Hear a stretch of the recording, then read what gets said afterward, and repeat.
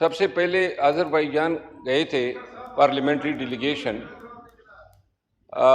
وہاں الیکشن ہو رہے تھے. جو 1 تاریخ کو الیکشن ہوئے, جنرل الیکشن, 125 ممبر پارلیمنٹ کا الیکشن ہوا. یہ سینٹ اور نیشنل اسمبلی کے ٹوٹل 7 ممبران تھے. اتفاق سے ادھر ہی پتہ چلا کہ ماہرین کے طور پہ وہاں کی حکومت نے ہمارے چیف الیکشن کمشنر صاحب کو بھی بلایا تھا. تو وہ گئے اور وہاں شاید انہوں نے ٹاکس کی.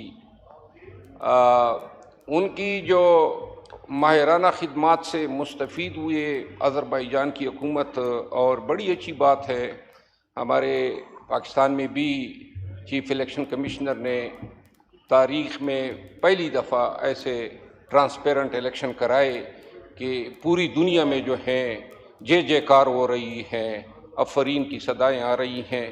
اور دوسری بات, پوائنٹ آف آرڈر میں اس ریلیونس میں کل ایک ایکسپریس ٹریبیون میں ایک خبر آئی ہے شہباز رانا کی, اور بڑی ہی ایک فکر کو جنم دینے والی خبر تھی.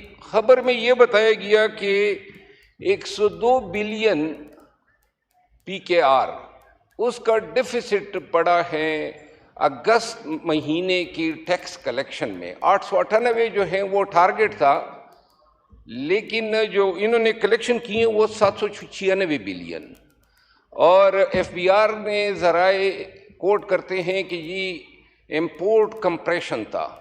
یعنی ریزن یہ ہے, گزارش یہ ہے کہ یہی FBR 2007 کے ایک SRO کا فائدہ اٹھاتے ہوئے صرف 2023-24 میں انہوں نے 200 ارب روپے کی ٹیکس چھوٹ دی ہے اس ایکوپمنٹ یا میٹیریل کی امپورٹ میں جو رشکئی جیسے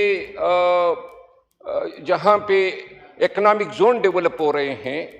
اب اس میں اتفاقی بات یہ ہے کہ بڑے بڑے کارخانے بننے ہیں, لیکن فورک لفٹرز آ رہے ہیں جو کہ اوپن مارکیٹ میں آسانی سے بک جاتے ہیں.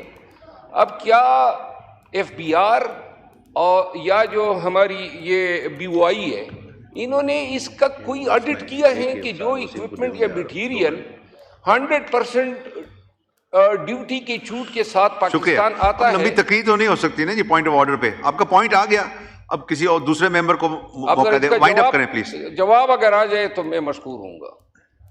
جی آپ شکریہ. جی سعد وسیم